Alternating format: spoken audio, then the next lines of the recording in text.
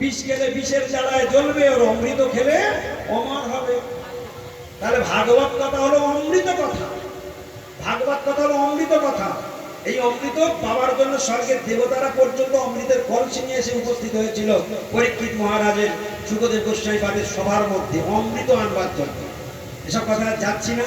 তা চলো ভগবান কিরকম প্রেমের বস, ভালোবাসার কানাল, এই সম্বন্ধে একটু লীলা বলি। হ্যাঁ, ভগবান কিসের কানাল? ভালোবাসার কানাল। এটা কেন বলবো?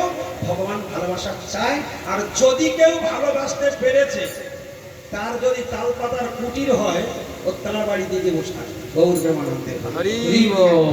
ঠিক যেমন ভালোবাসার দুর্যোধনের রাজভোগ আর বিদুরের ঘরের কলার ছাপ। ভালোবাসার কিরকম? দুর্যোধন কো ভোগ না খায়, রুক শাক বিদুর ঘর খায়। ওই যে প্রেম পূজারী রাধে শ্যাম সেবা। এইরকম গোবিন্দ আমার প্রেমের কানাল।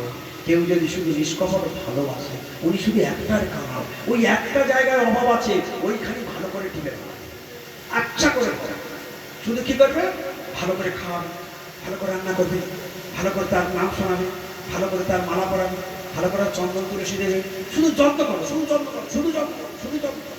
কার যত্ন করবে? এমন বস করবে ও তোমার বাড়ি ছেড়ে আর নড়বে না, তোমার ঘর ছেড়ে আর নড়বে না, তোমার হৃদয় ছেড়ে আর নড়বে না। এর নাম ভক্তি, এর নাম ভালোবাসা, এর নাম এইগুলো ধীরে ধীরে আসবে। এই জন্য যত পরিমাণে শুধু ভালোবাসো, কৃষ্ণকে ভালোবাসো, ভালোবাসো, ভালোবাসলেই বন্ধন মুক্তি। আজকের গীতা শ্লোক একটা পড়ে পড়ে আসছিলাম। আমি সময় নষ্ট তো করি না, গাড়িতে বসে আছি, বললাম পবিত্র বাবা সাধক মৌলী রত্ন দাও। খুললাম সাধক মৌলী রত্ন, সামনে পড়লো একটা শ্লোক। শ্লোকটা তোমাদের অনেকের জানা, তোমাদের মুখস্থ অনেকে আছে। শ্লোকটা কি তোমরা অনেকেই জানো। আব্রহ্ম ভুবনাল্লোক পুনরাবর্তিন অর্জুন মাম পেত্য তু কৌন্তেয় পুনর্জন্ম ন বিদ্যতে। কার কার মুখস্থ আছে? শ্লোক শ্লোকটা কার কার মুখস্থ আছে? শ্লোকটা আস্তে আস্তে পড়লাম, ধীরে ধীরে আস্বাদন করলাম। কি বলছেন শ্লোকের মধ্যে? গোবিন্দ বলছেন, অর্জুনকে শেয়ার করছেন, নিজের হৃদয়ের কথা ব্যক্ত করে দিচ্ছেন। ভগবানের কথা কেন শুনবো? শুনে তো সেগুলো বুঝবো, সেগুলো অনুভব করব, ওটা মনের মধ্যে ভাসাবো, তবে তো ভজন আগাবে। কি বলছে জানো অর্জুন? আব্রহ্ম ভুবনাল্য। খুব মন দিয়ে শুনবে। আচ্ছা, তোমরা কেউ গীতা কোনোদিন পাঠ করতে পারো বা না পারো, সময় পাওনি, আজকে করে নাও। সবাই হাত জোড় হয়ে সোজা হয়ে বসো, সবাই হাত জোড় করে সোজা হয়ে বসো, ব্যাকাটানো সব সোজা হয়ে যাবে। সবাই গীতা শ্লোকটি উচ্চারণ করবে। রেডি সবাই? আর জোরে বলবে, যে যত জোরে বলবে তার তত বেশি ফল, যে ফিস ফিস করে বলবে তার ফিস ফিস ফল। সবাই রেডি? জোরে বলবে, আমার পরে বলবে।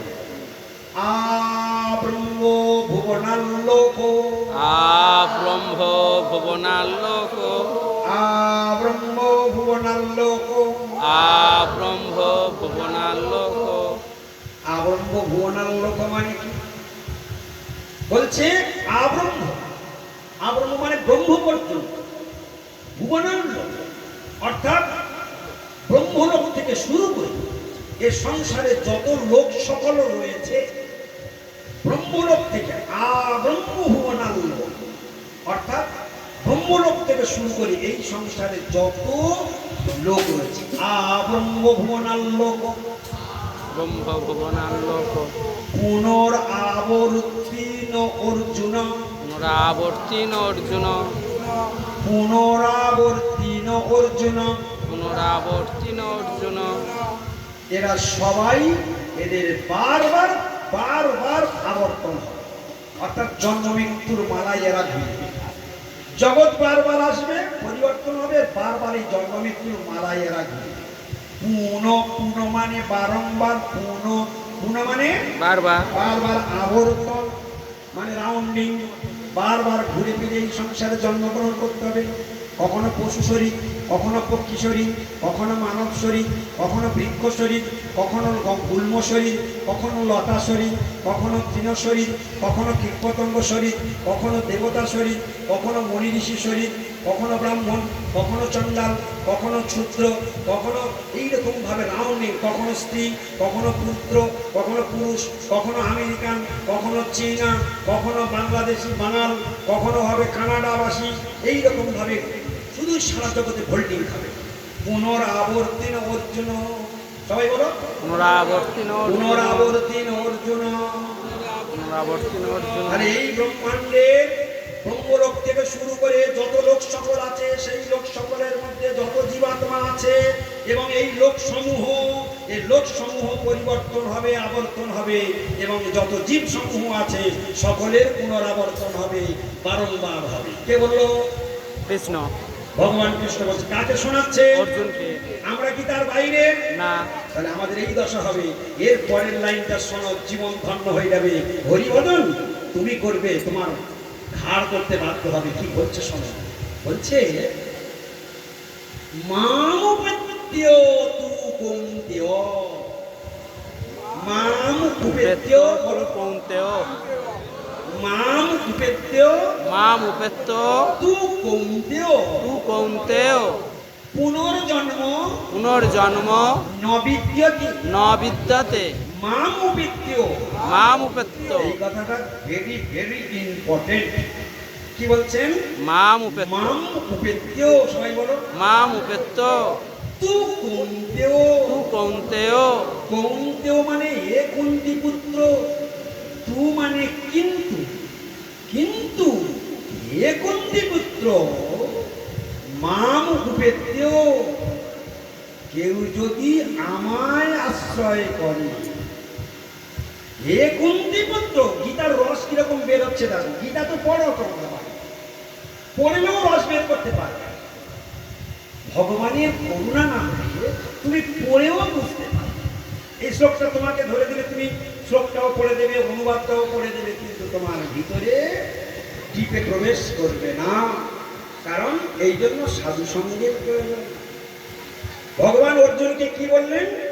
একটা মাত্র রাস্তা আছে, জানো তো? কৌন্তেয়, হে কুন্তি পুত্র, মামপেত্য, যদি কেউ আমার আশ্রয় করে এই জগতে আব্রহ্ম ভুবনাল্লোক পুনরাবর্তিত অর্জুন, এই ব্রহ্মলোক থেকে এই লোক সকলের মধ্যে যত জীবাত্মা আছে ওই জগৎ ভোল্টিং খাবে, আর এই জীবাত্মাগুলো সব ভোল্টিং খাবে, বারবার জন্ম মৃত্যুর মারায় ঘুরবে। এই করতে করতে যদি হঠাৎ কোনদিন কোন ভাগ্যে মাম ব্যক্তি আমার চরণ আশ্রয় গ্রহণ করে নেয়, এইভাবে যদি সংসার চালাতে পারি, সংসার করতে পারি, আমাকে আশ্রয় করে, কৃষ্ণ বলছেন আমাকে আশ্রয় করে, তার কি হবে জানো? ওই পুনরাবর্তন তার জন্য আর নয়। পুনর্জন্ম ন বিদ্যতে, তার আর পুনরায় জন্মগ্রহণ করতে হবে না। এই সংসার জয় গৌর প্রেমানন্দে হরি হরি হরি বল। তাহলে বলো দেখি, কৃষ্ণ ভজন করা উচিত কিনা? কি মনে হচ্ছে? তাহলে যারা যারা কৃষ্ণ ভজন করছে ওরা ভালো করছে না খারাপ করছে? আর আমার কি করা উচিত? যত তাড়াতাড়ি কাল যদি কৃষ্ণ ব্যাটারি খুলে নেয়, যদি মরে যায়, তাই জন্য আজ থেকেই হোমার্কে প্রতিজ্ঞা করা উচিত, তাড়াতাড়ি সাধ্যের সঙ্গে জুড়ে থাকি বাবা, ও ছুঁয়ে ভাগ নিতে পারবো তো। গৌর প্রেমানন্দে হরি